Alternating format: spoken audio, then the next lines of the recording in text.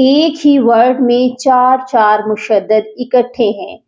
صرف آپ نے ایک بات کو اپنے مائنڈ میں رکھ لینا ہے، پھر آپ کو یہ ورڈ بہت ہی آسانی سے پڑھنا آ جائے گا کہ مشدد حرف 2 بار لازمی پڑھا جاتا ہے۔ بحر اللجی یغشا، اس کے سپیلنگ کرتے ہیں۔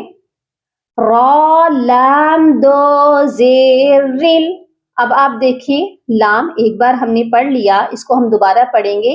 لام جیم پیش لج، جیم یا زیر جی، سختی سے ملانا ہے۔